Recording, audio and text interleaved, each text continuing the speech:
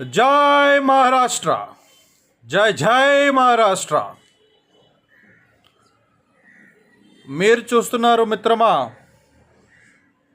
Maharashtra legislative assembly ఆవరణ.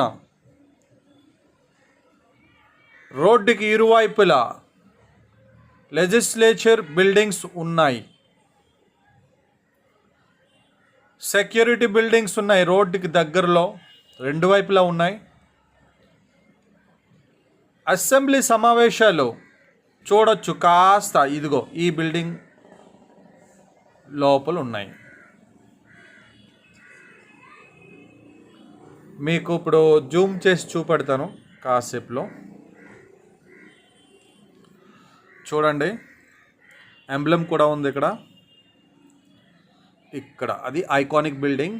మహారాష్ట్ర అసెంబ్లీకి ఏవైనా న్యూస్ వచ్చాయంటే ఇదే బిల్డింగ్ చూపెడతాడు. ముందు రౌండ్గా ఉంటుంది, దాని వెనకాల ఇంటీరియర్ ఎక్స్టీరియర్ ఎలా ఉందంటే ఒక డైమండ్ షేప్లో ఉంటుంది బిల్డింగు. ఎన్ని ఫ్లోర్లు అంటే 20 ఫ్లోర్స్ కంటే ఎక్కువ ఉంటుంది. బిల్డింగ్ చాలా బాగుంటుంది దగ్గర నుంచి చూస్తే. కాకపోతే ఇప్పుడు సెక్యూరిటీ రీజన్స్ వల్ల నేను అక్కడికి వెళ్ళలేకపోతున్నాను. అదే ఫ్రెండ్స్ ఉంటారు, పర్మిషన్ తీసుకొని ఎప్పుడొకప్పుడు వెళ్ళి మీకు చూపెడతాను. ఇది కొత్తగా కట్టిన బిల్డింగ్ పక్కన. పాత బిల్డింగ్ కంటే కొత్త బిల్డింగ్లో ఇప్పుడు పనులన్నీ జరుగుతున్నాయి, వాళ్ళ సమావేశాలు అవిను. ఇది విధానసభ గార్డెన్. ఇది ఒక ఐకానిక్ గార్డెన్ చెప్పొచ్చు. జనరల్ పబ్లిక్కి ఎప్పుడు పడితే అప్పుడు అలౌడ్ లేదు ఇందులోకి. దీన్ని సందర్శించాలంటే ఆన్లైన్లో మీరు పర్మిషన్ పెట్టుకోవాలి. అక్కడ గాంధీ తాత గారు కూడా నిలబడి ఉన్నారు.